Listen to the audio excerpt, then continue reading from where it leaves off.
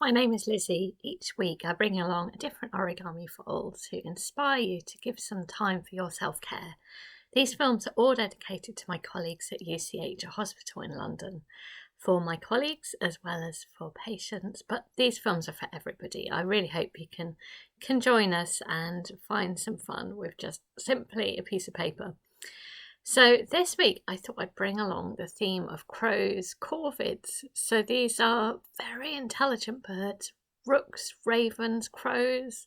They are so smart, and they could even be more as intelligent, well, as close to intelligence as primates. They can use tools, they can solve problems.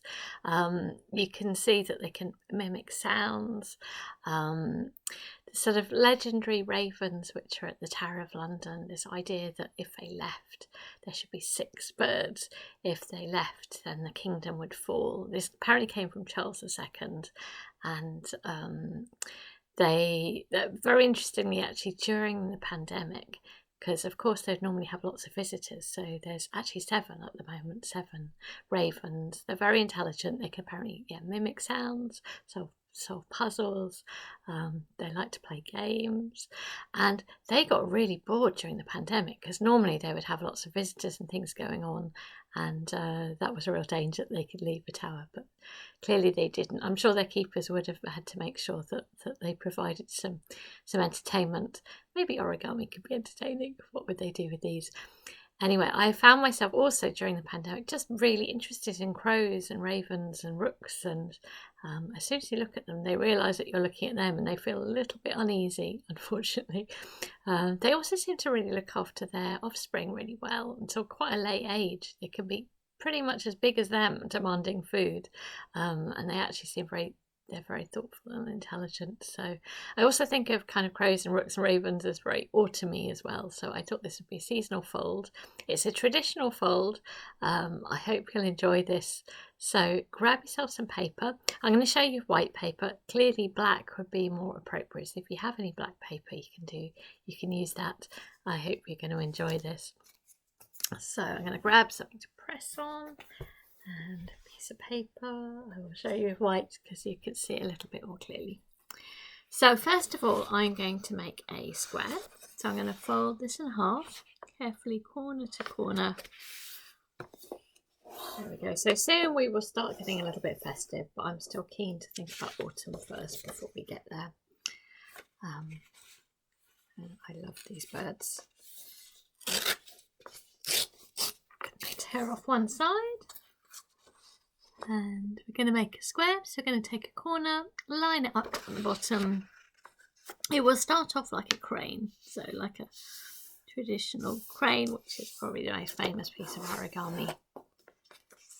And we're going to remove this rectangle, so turning it over, lifting up the end, bringing it in, lining it up, squashing it down, good strong fold. And then little tiny nip there. That's right, removing that. So at the moment you have got a square with a diagonal line. I want you to do the other diagonal line, like so. So I hope when you're doing it, you just find yourself just concentrating on that paper. Get all nicely lined up, those good strong folds, letting out a little bit of tension when you do that. And I hope this could be really relaxing for you. So take your piece of paper and turn it over. It looks like a little tent. And we'll do a horizontal and a vertical line as well.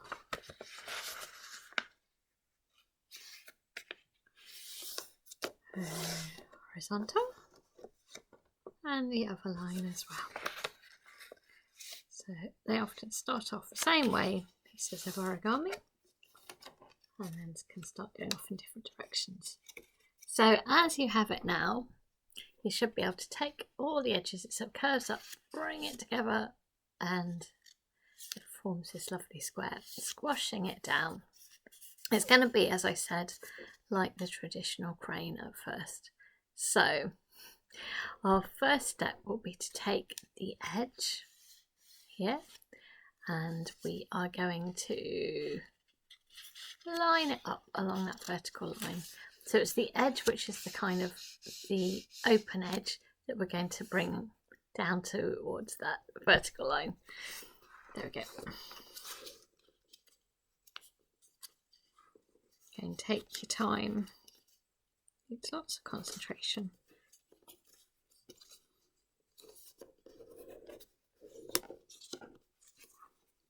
So it's that open edge at the top, and we'll bring it to the vertical line, like so.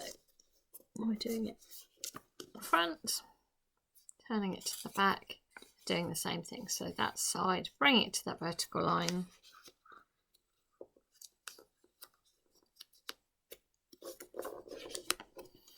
There we go, and then the other side, bring it to the vertical line as well. There we go. Now you've got a sort of triangle at the bottom. Just bring that up, just to make a fold. There's quite a few layers. Nice little shape there. And then bring that down. The next step I like to think of is opening a present. So you're opening up the sides, and then we're taking that top layer, hold on to that bottom triangle, and bring it down. You're going to have to get your fingers in there. Start by closing up the top, because that's going to be the easiest. It will close in, and then gently, gently roll in the bottom. Now you're not adding any extra lines, but you're having to reverse the direction, so it all feels a little bit trickier at the bottom.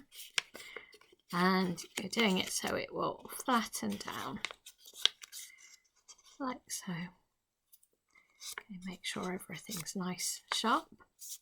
So it should be a nice kind of flattened shape there. There we go. And then turn to the back. Again, opening up the sides. That top layer. Again, I'm holding onto that little triangle, bringing it down. And I am gently, again, oh yeah, you need to get your fingers in there. It should fairly easily close at the top. And you have to just slightly undo those wrinkles as you go along, and again you're reversing the direction lines. You're not adding any extra lines, but it does revolve you having to kind of realign things a bit. There we go. Points of transformation. Okay, so you can see one end has got these sort of leggy bits, so actually let's turn it so that those leggy bits are at the bottom. As I said, this is like the crane so far, but soon it's going to be different.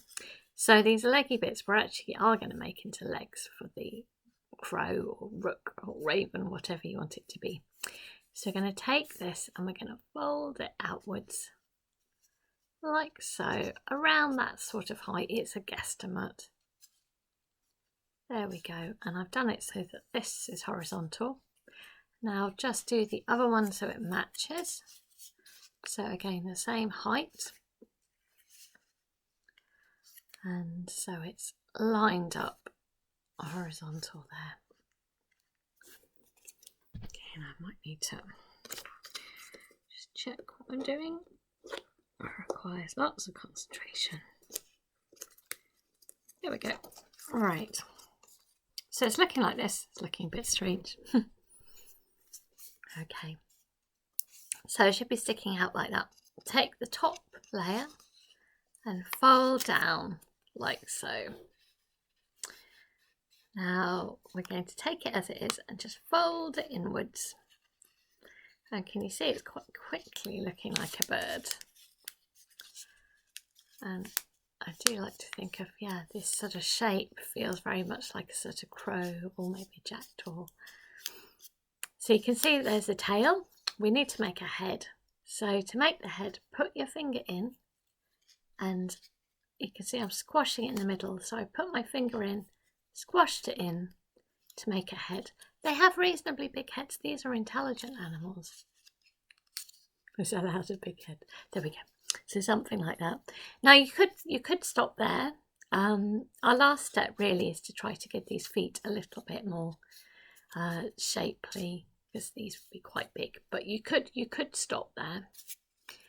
Right, so there's a few different ways you can do this, and the simplest way, I think, is really just to take this and fold it up so it's a little bit more like the position that you'd expect maybe for the feet. So you could open that up and fold it inside itself, but I don't think it's really needed.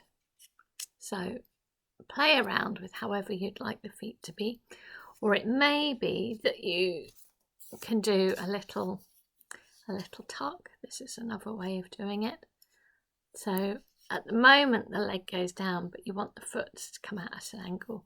So another way of doing it is simply a little tuck. So then you can be happy about the angle. Maybe that looks better, like so. Yeah. And then do the same on the other side at the back so it matches.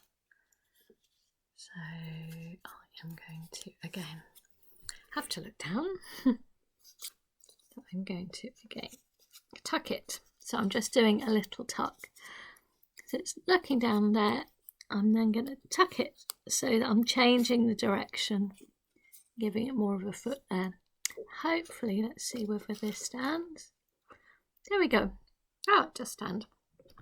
Tends to be a little bit wide. The legs will stick out, so you need to give a good strong fold there. There we go.